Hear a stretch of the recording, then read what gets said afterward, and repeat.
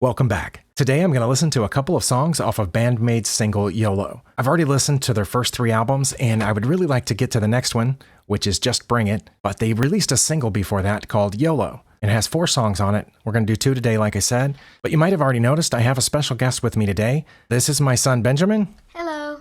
And Benjamin has listened to Band-Maid before, but he hasn't heard this song or seen this video. What would you say your favorite Band-Maid song is? It's an later influence. Okay, those are good choices. I haven't listened to them yet in this reaction series because I'm doing this in chronological order, but we have heard both of those songs. I would say they were among the first 10 or 15 that we heard by Band-Maid. That's like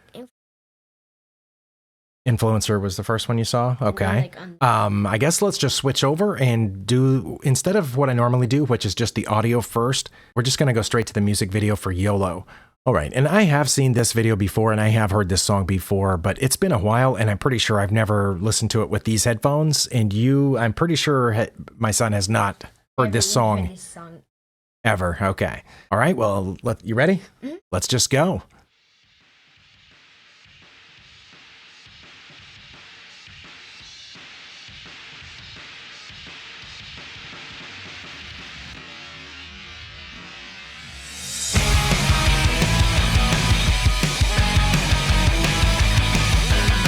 All right, we're starting this recording over.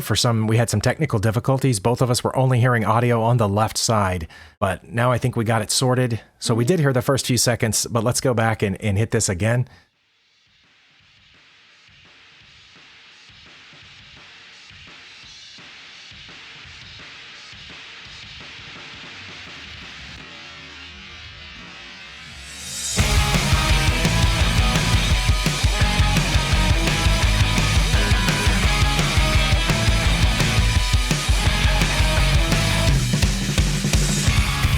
All right, let's pause here right before we get to the singing. Anything you wanted to say about the intro?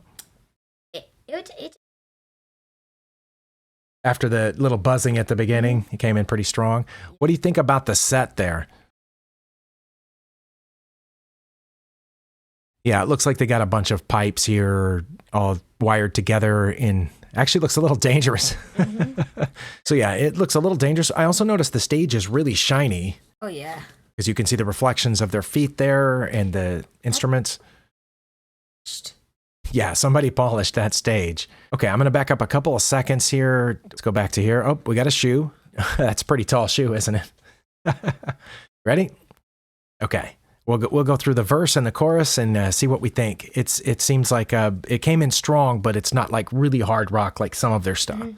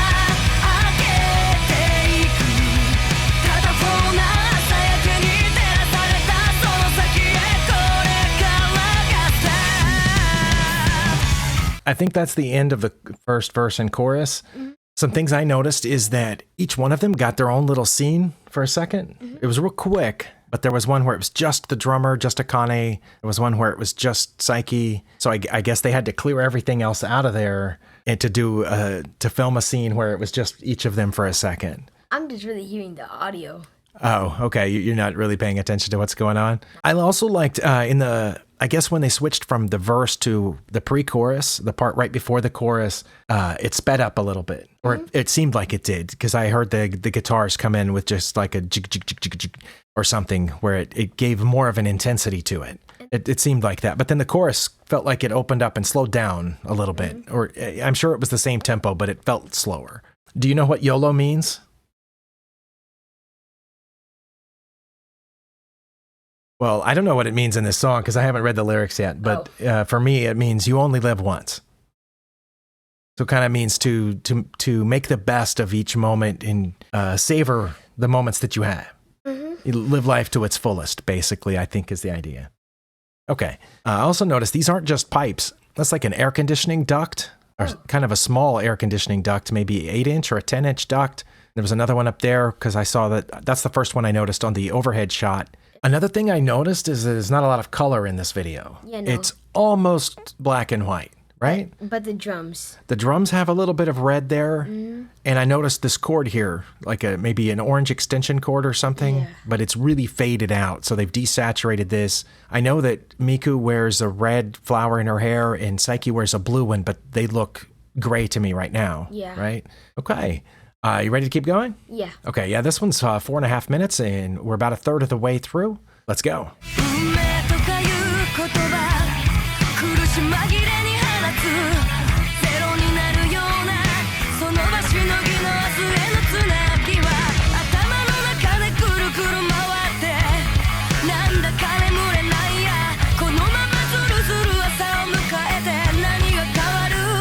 I think a little bit more color is coming into the video. Oh, yeah. Because there's a little bit of, you can see there's a little color on her lips and on the flower, and now this chord in the background is definitely has some red in it. It's like unfading.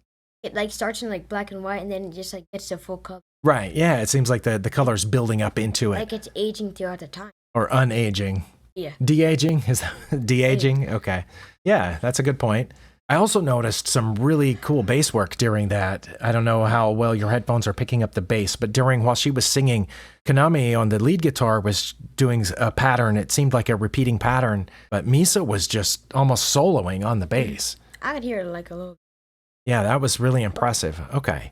I think maybe we're getting close to the second chorus. Or pre-chorus.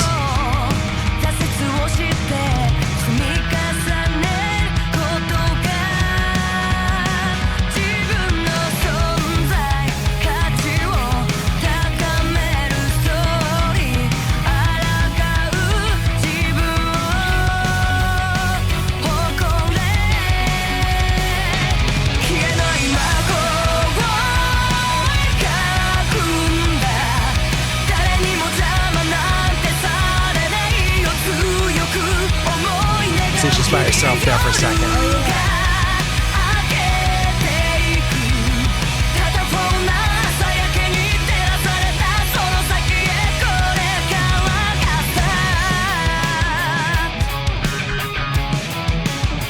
Okay, I think you were right because now you see some of the lights are red, and you definitely saw the red flower in Miku's hair, some more.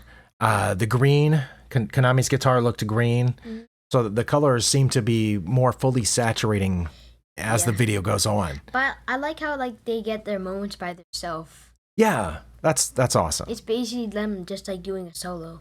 Yeah, it gets each one of them it looks like the same set. I guess they just cleared everybody else out for a second so they could show just Psyche singing for a second and then just Konami and so on.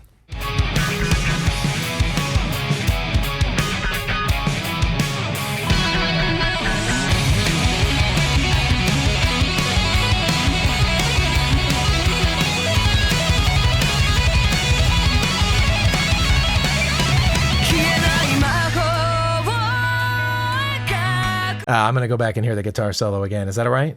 Okay.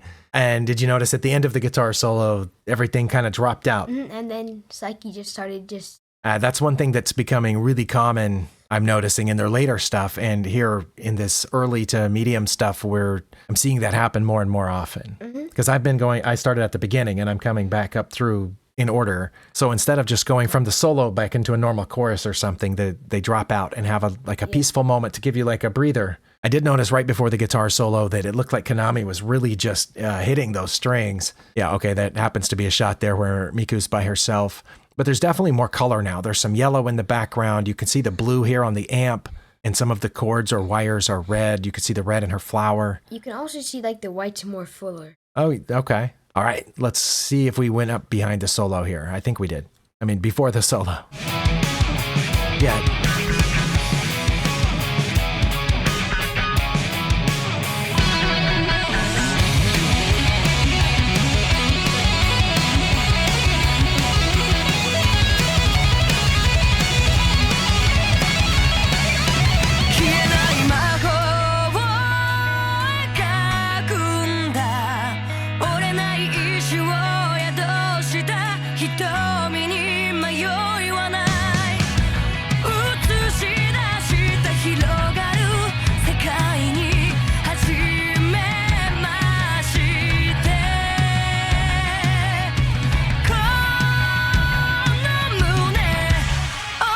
They went full color. Yeah. Yeah, I noticed it switched right then to full color. But one thing I noticed is during the part where it was mostly just her singing, they were still playing. Yeah, just like silently. Misa was doing just a tremendous bass thing there that was just kind of rumbling and rolling, and Akane was just tipping and tapping across the toms. Konami on the lead guitar seemed like it came in slowly and softly, but she was moving fast. I'm going to back up a little bit where I started noticing the guitar come in.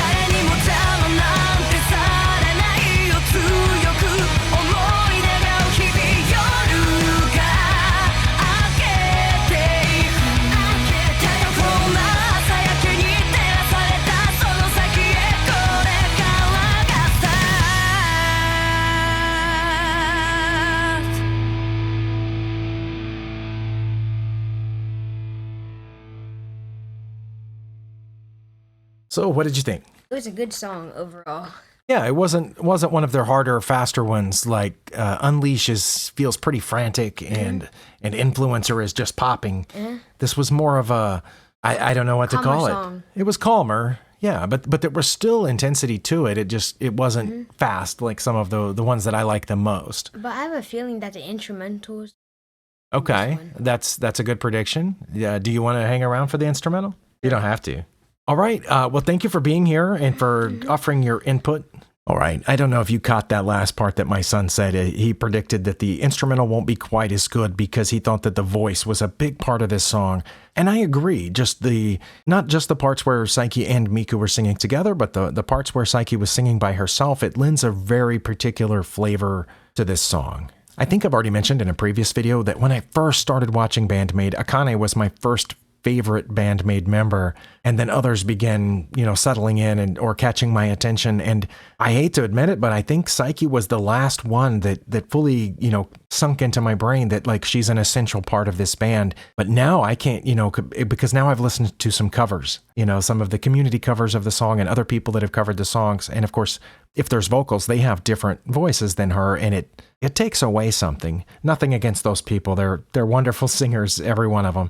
But for it to be Band-Maid, her voice is a big part of it, and it took me too long to realize that. So I don't know if I agree with my son on this. I have a feeling that I'm just going to find that the instrumental has just a different flavor to it rather than less. All right, here we are. This is YOLO, the instrumental, which I believe is just the exact same music track minus the vocals.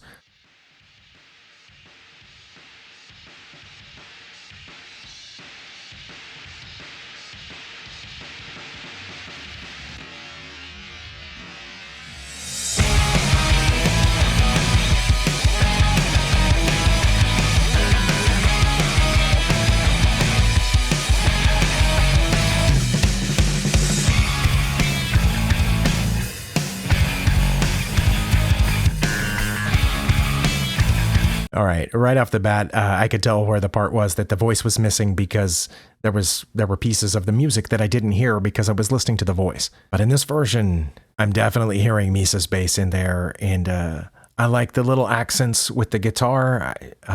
The It fits together nicely so far, and I think maybe not as much as the last couple that I listened to, but the drums are a big part of this. Not only the way that the drums are in most rock songs, that, giving it that drive at the back, but just this is like the drums are almost playing the part of a different instrument in this composition. Like usually it's not the drums that are, tying things together, but in this one I almost feel like it is. The fills that are going in between the different sections, and then just the rolling playfulness of the drum part here is impressive.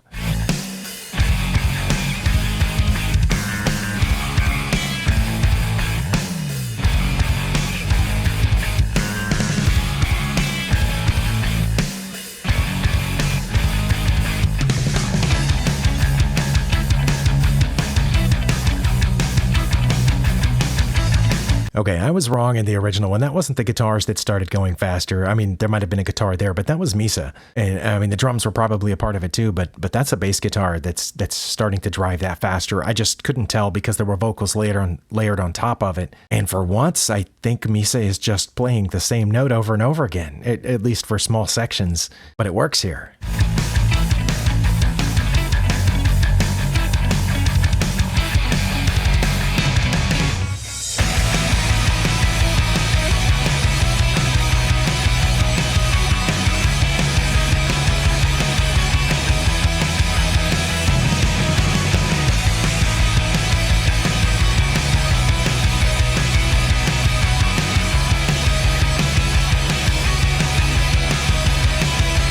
Okay, I will just say that I think my son had a point there that without the vocals giving this a particular flavor, this is just a fun rock song that it sounds like something that you might hear at a festival, and just anybody could be playing this. You've walked around, from one stage and you're heading around to where they have the other stage. You know how if you've been at a festival, you know how the sound cuts off kind of because of the way that their speakers are angled and whatnot. But anyways, you're switching and you come around and you hear this, if there's no vocals, it could be any band at the festival. It's only when those vocals come in that oh, that's Band-Maid, because you can tell that particular timbre and quality of Psyche's voice is just different than the rest. Which, now that I think about it, that's something about almost all the bands that have been my favorite band over the years.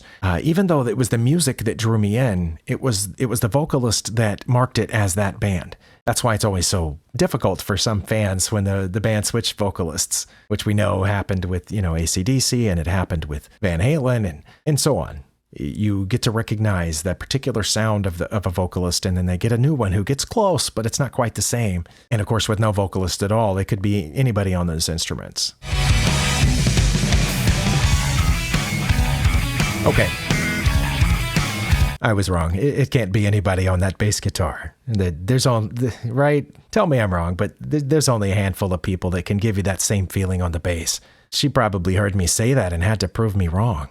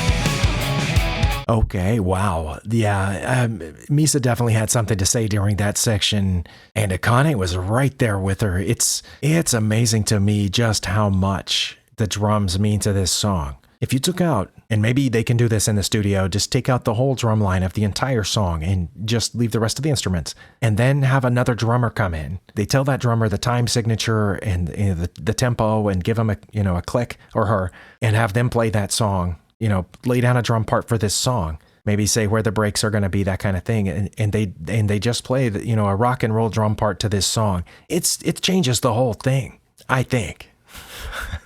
Again, I'm not a musician, but just listening to the drum part interspersing with the bass parts here, and then the repeating refrain of the guitar in the background, it is definitely something special. And of course, a lot of this I didn't notice with the vocals because it's the vocals that, stand out on top of everything.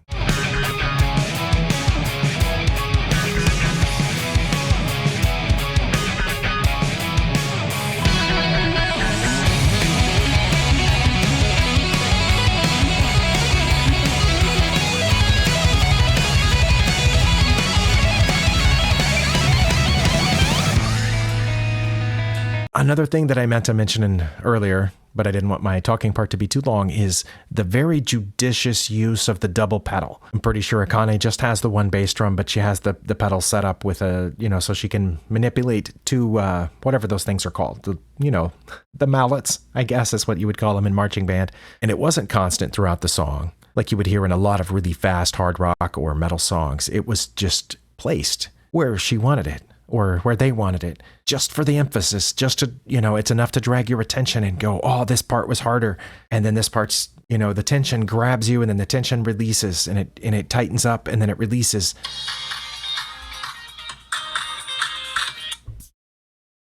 Hello? All right, some of you will have recognized that ringtone that just interrupted me as Love, Passion, Matador by Band-Maid. That was my wife calling, and anyway, sorry for the interruption, but yeah, I was just, the very judicious use of the double bass pedal definitely gave an impression of the tension getting more tense and then releasing, and so there's kind of a pulse there as the double bass pedal comes in, and then it goes back to normal, then it comes in. That's pretty cool.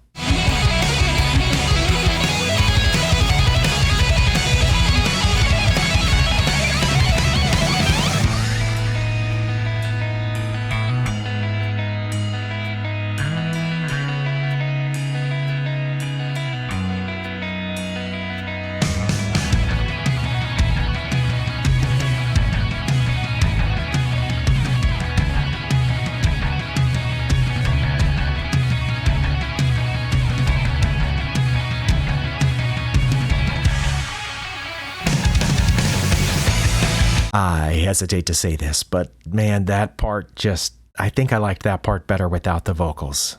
That's probably not true. It's probably just as good with the vocals, but I definitely enjoyed hearing the instruments better without being distracted by the vocals on top of them. It might also be because there's not a video here, so I'm not distracted by, what's on screen, and I'm just hearing the sounds of the four instruments. But the really fast lead guitar work through there, but up against the really slow drum and bass, that was really special.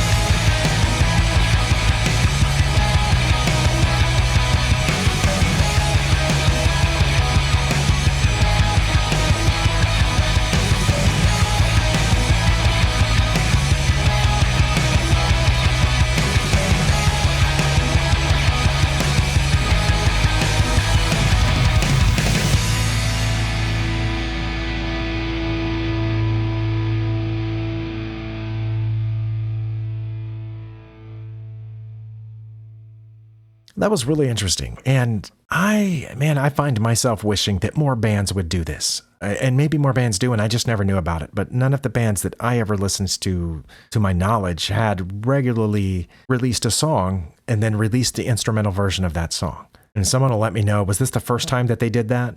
It's the first one on their official releases, as far as I know. And right there as a B-side on this single, it's just the instrumental version of that. It's a pretty cool song.